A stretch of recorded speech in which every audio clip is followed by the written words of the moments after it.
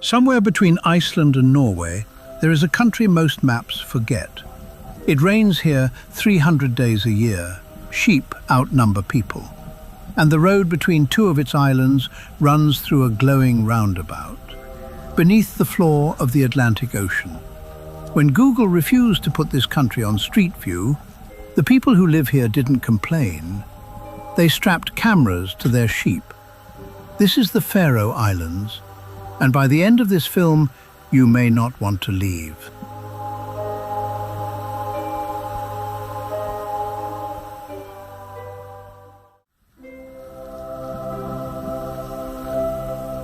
In 2016, Google Street View had photographed almost every road on Earth. You could walk through Tokyo alleys, Brazilian favelas, even stretches of Antarctica, all from your sofa. But if you searched for the Faroe Islands, you found almost nothing. 18 islands, 1,000 kilometers of dramatic roads, and Google had never come. For most small places, that would have been the end of the story. The Faroes are home to just 54,000 people, fewer than a single London borough. Who would notice? But a woman at the tiny National Tourism Office had an idea that was either ridiculous or brilliant. Her name was Jurita, and she looked at the one resource her islands had in abundance, roughly 70,000 of them. They fitted a handful of sheep with solar-powered 360-degree cameras, and as the animals wandered the cliffs and valleys, grazing, climbing, doing absolutely nothing on schedule, they filmed the islands no company had bothered to film. The project was given a perfect name: Sheep View. Then came the masterstroke. The Faroese uploaded the sheep's wobbly, beautiful footage to Google Maps themselves and launched a public campaign with one polite demand: we want Street View. The internet fell in love. Headlines ran on every continent. A nation of 54,000 was gently, publicly, hilariously shaming a trillion-dollar company.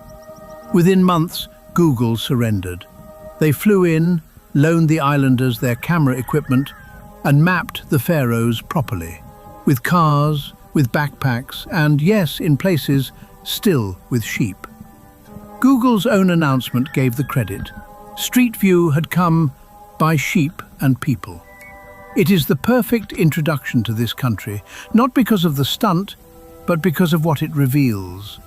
The Faroese are a nation the world keeps overlooking, who have decided again and again to make being overlooked their superpower.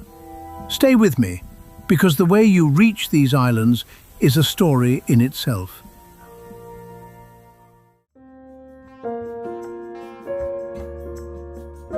There are two ways into the Faroe Islands: a ferry that crosses some of the roughest water in the North Atlantic, or one of the most talked about landings in aviation. The country's only airport, on the island of Vagar, wasn't built for tourists. It was built in secret by British soldiers during the Second World War, when Britain occupied the islands to keep them out of German hands. The Faroese still call it the friendly occupation. The soldiers left behind a runway and a national fondness for British chocolate. That wartime runway sits in a bowl of mountains licked by crosswinds that change by the minute. Pilots of Atlantic Airways, the national airline, train specifically for this approach. Passengers film it, locals sleep through it. But the real engineering marvel is below sea level. The islands are stitched together by tunnels, and in 2020, the Faroese opened one that exists nowhere else on Earth. An 11-kilometer tunnel under the Atlantic with a roundabout in the middle. 200 meters beneath the waves. They could have left it as bare concrete. Instead, a Faroese artist wrapped the roundabout's central column in a glowing sculpture of steel figures holding hands, lit blue and green like the inside of a jellyfish. Drivers slow down just to look, some circle it twice. And this is no one-off. Nearly 20 tunnels now thread these 18 islands, bored through mountains, sunk beneath sounds, with more under construction. For a nation of 54,000, it is one of the most ambitious per-person infrastructure programs on Earth. The Faroese joke that their national hobby is drilling. Prefer the slow way in? A car ferry called the Norröna still sails from Denmark, a day and a half across open Atlantic through swells that separate the sailors from the tourists.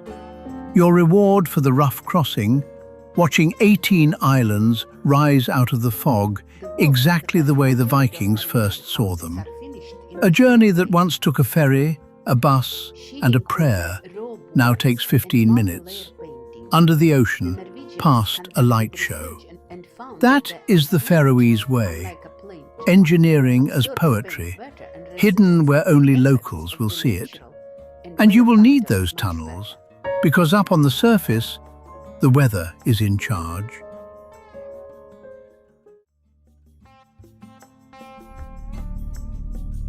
Let's be honest about the number that defines everything here. It rains or drizzles or mists around 300 days a year.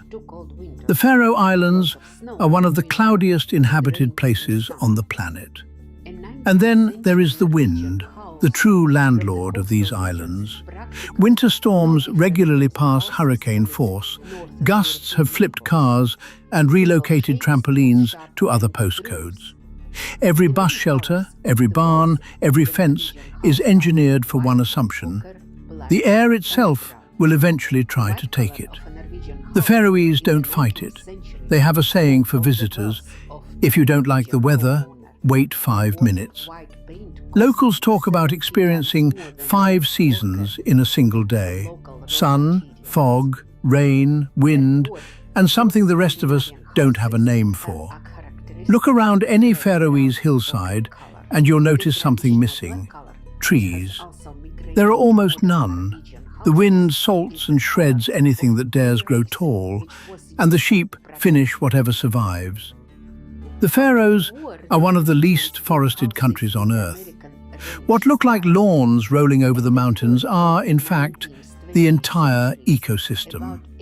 The weather built the architecture. Look at the roofs. Living grass, growing on layers of birch bark and turf. It isn't decoration, it's a 1,000-year-old technology. A turf roof insulates against cold, absorbs the endless rain and, crucially, cannot be ripped off by a storm the way sheet metal can. In the capital, Tórshavn, the grass roofs cover something remarkable. The red wooden buildings of Tingans, the little peninsula where the Faroese parliament has met for over 1,000 years. Vikings held assemblies on this exact rock around the year 900, making it one of the oldest parliament sites on Earth. Today, the Prime Minister's office still sits there, under a lawn. And the rain gives back what it takes. It keeps every hillside impossibly green.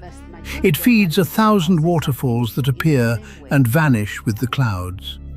The Faroese don't just endure this weather, their entire world is made of it, including the citizens who genuinely don't mind getting wet and who outnumber everyone.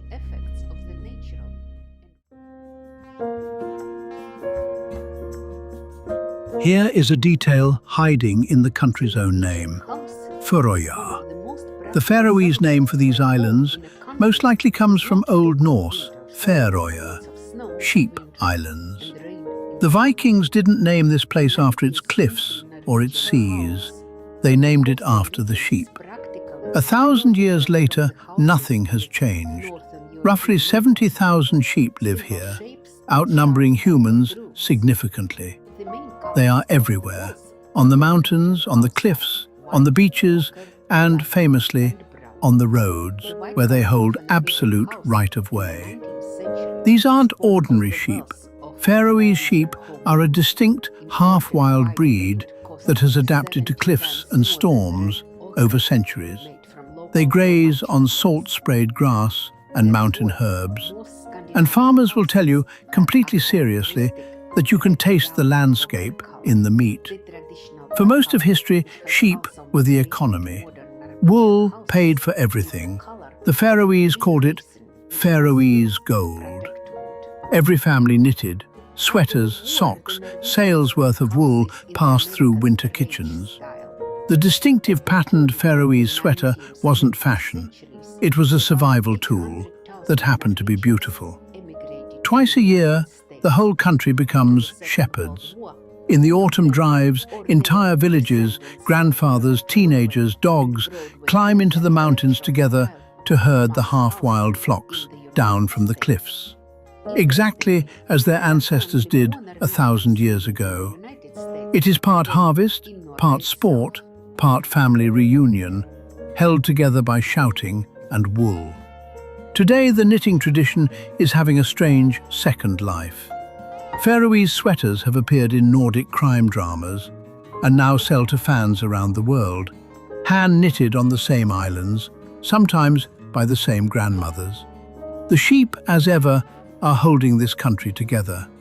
And in the smallest villages, the ones at the very end of every road, they often outnumber the humans 100 to 1.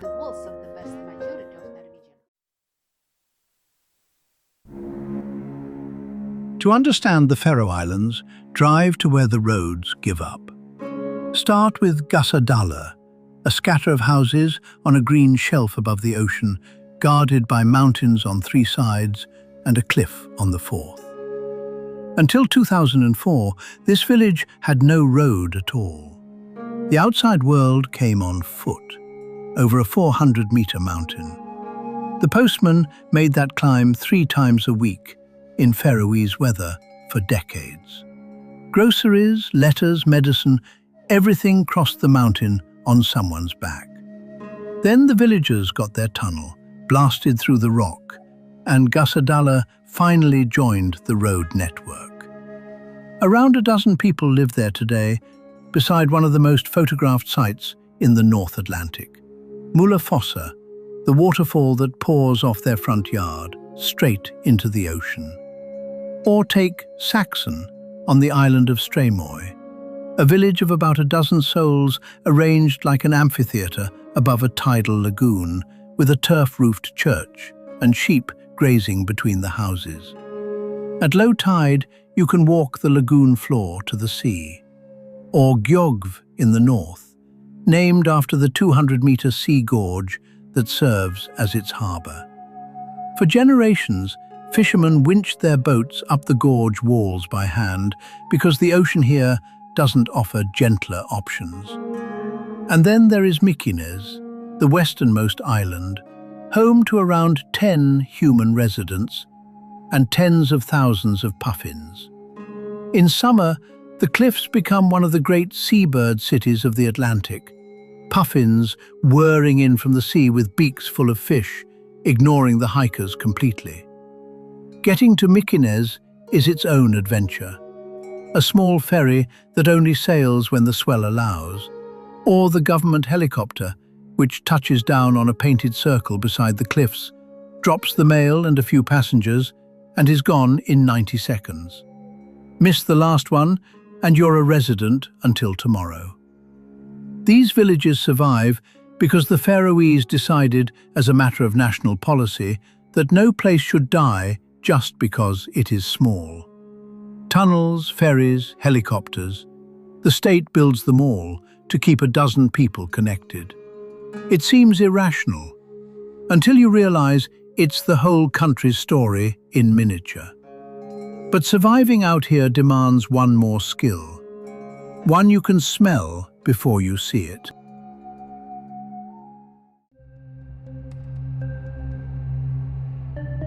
One island north of the capital lies Kalsoy, long, knife-thin, and nicknamed the Flute for the tunnels drilled through its ridges. To reach it, you take a small ferry, then a bus that fits in one lane to a village called Trollanes, population roughly a dozen. From there, a grassy path climbs 40 minutes to one of the most dramatic places in the North Atlantic, the Kallur Lighthouse. A tiny white tower standing on a blade of cliff, ocean on 3 sides, 700 meters of empty air below the ridgeline behind it. If this view feels strangely familiar, there's a reason. In No Time to Die, this is where James Bond spends his final scenes. The filmmakers scoured the world for an end-of-the-earth landscape and chose Kalsoy. After the film's release, the islanders did something delightfully Faroese. They built 007, an actual gravestone. Fans now hike the ridge to pay respects at the grave of a fictional spy. Kalsoy holds an older legend too. At Mikladalur stands a bronze woman facing the sea, Kopakonan, the seal wife. A Selkie who shed her sealskin one night a year was trapped on land by a fisherman who stole it and cursed the island's men when she finally escaped back to the water. The statue is built to survive 17-meter waves. On stormy days, the sea tests her. The islanders take the fame in stride. The ferry to Kalsoy still carries more sheep than film fans on most days. The one village cafe serves whoever shows up. And the shepherds of Trollanes still check the same cliffs their grandfathers did, now occasionally photobombing someone's pilgrimage to a spy's grave. Myth on one headland, Hollywood on the other, and a dozen shepherds living quietly in between. Every island here carries stories out of all proportion to its population, including stories you can taste.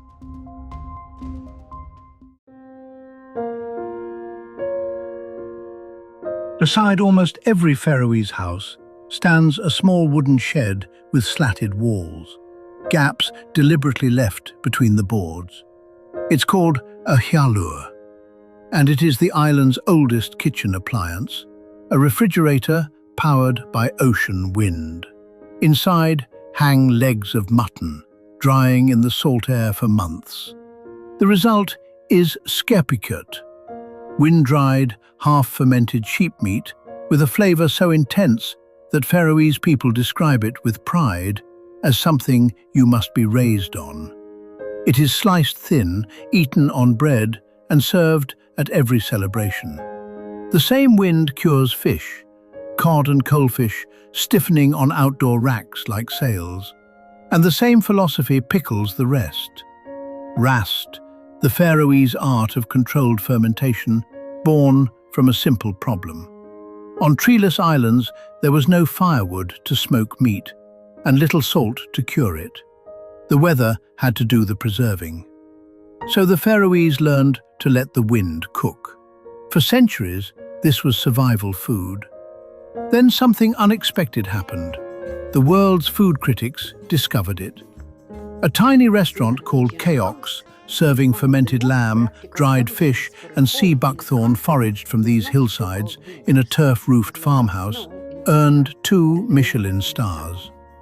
Food writers began flying to the North Atlantic to eat, essentially, what Faroese grandmothers had always made. Food here is also how the calendar speaks. At Olavsöka, the national festival, tables fill with dried mutton, whale-era recipes giving way to lamb and langoustine, rhubarb cakes, and endless coffee.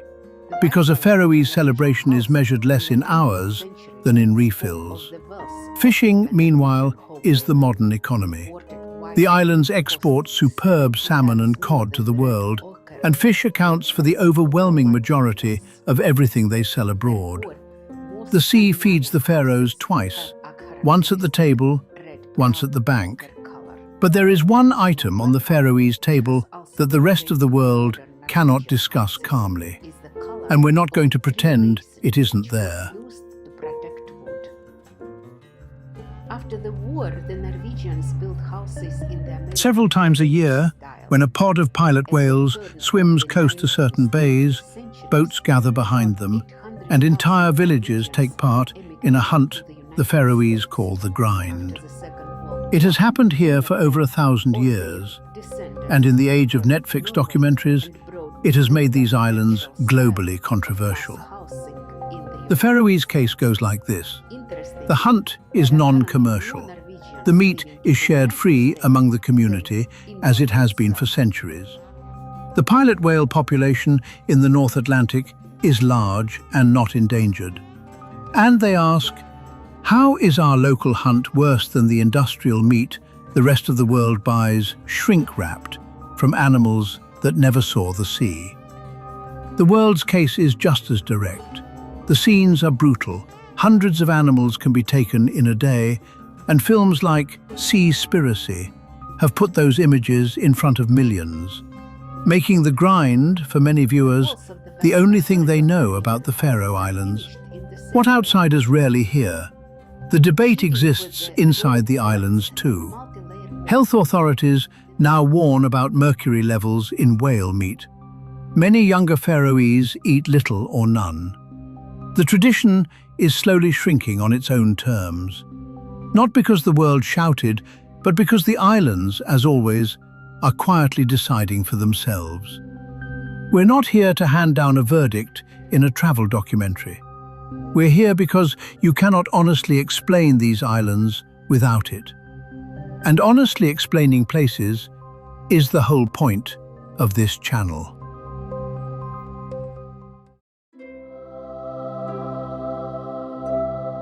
Now for the gentler statistics. The entire country has 3 sets of traffic lights. All 3 are in the capital. Drivers from the villages have been known to practice for them. There is no McDonald's anywhere on the islands. Crime is so rare, the national prison holds only a handful of people. Anyone with a long sentence is flown to Denmark. Children walk to school in the dark and nobody worries. Doors stay unlocked and lost wallets come home. When islands have no bridge, the helicopter is the bus. The government subsidizes flights so heavily that hopping between islands costs about the price of a pizza. Grandmothers take helicopters to birthday parties, and this supposedly remote nation is absurdly connected. Fiber internet and top-tier mobile coverage reach villages of 10 people through those same undersea tunnels. A shepherd on a cliff has better signal than most of London. Some things this country simply doesn't have: an army, a single train, a motorway, or a McDonald's. Some things it has in absurd abundance.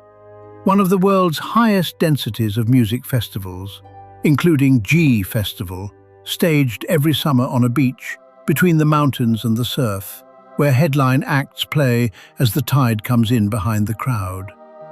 Then there is football, and one of the greatest miracle stories in the sport. In 1990, the Faroe Islands played their first ever competitive match against Austria, a nation of 8 million with professional stars. The Faroese team was made up of carpenters, teachers, and a goalkeeper famous for playing in a woolly pom-pom hat. The Faroes won 1-0. It is still ranked among the biggest shocks in international football history. Their pitches might be the most beautiful on earth, wedged between cliffs and open ocean, where a badly missed shot means a swim. Amateur players, world-class views, and a national team every giant now takes seriously. That's this country in one image. And it raises the question every visitor eventually asks. In a country with not too cold winters, but lots of snow in winter and rain in summer. For most of the 20th century, the Faroe Islands exploited their greatest resource, their young people. They left for Copenhagen, for university, for work, for cities with more than 3 traffic lights. Many never returned. The islands seemed destined to age quietly in the rain. Even the language carried scars.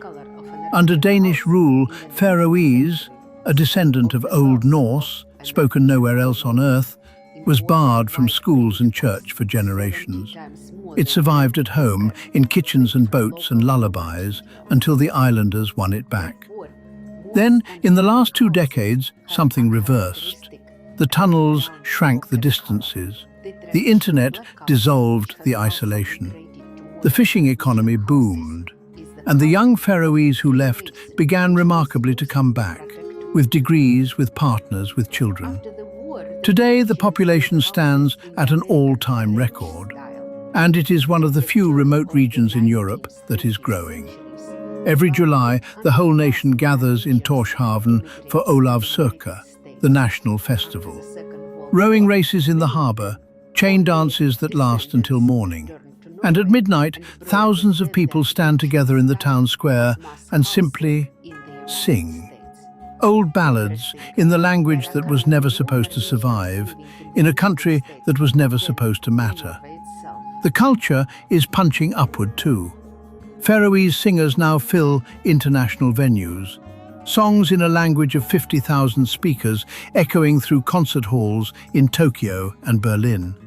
A film shot on these cliffs carried James Bond to his ending. For a country the size of a small town, the Faroes keep a startling grip on the world's imagination. Ask them why they came back, and the answers rhyme with everything you've seen. It's safe, it's honest, it's home. The rain is still there, so is everything the rain built. Sheeting with the raw boards and multi-layer. So, could you live here? 300 days of rain, one airport with a white-knuckle landing, a supermarket run that might involve a helicopter, neighbours who will absolutely know your business by Tuesday. But look at what the Faroese got in exchange. Air so clean, it has a taste. Mountains nobody has to share. Puffins for neighbours, waterfalls for garden fences, and a front-row seat to the Atlantic's endless theatre. A society small enough that everyone matters, and modern enough that no one is trapped. The world keeps discovering these islands, Google, Michelin, film crews, and now, perhaps, you. And every time, the Faroese respond the same way, politely, cleverly, and entirely on their own terms. They didn't wait to be put on the map. They sent their sheep to do it. And maybe that's the real reason to know this place exists. In a world that measures everything by scale, bigger cities, faster feeds, louder everything, 54,000 people on 18 wet rocks quietly prove the opposite case. That small can be sovereign, remote can be connected, and overlooked can simply mean undiscovered. 18 rocks in a cold ocean that somehow hold one of the safest, greenest, strangest, most quietly beautiful ways of life on this planet. Places like this aren't leftovers from an old world. They might be blueprints for a better one. If these islands stayed with you, subscribe. Far Corners goes where the map runs out. Next stop, somewhere even harder to believe.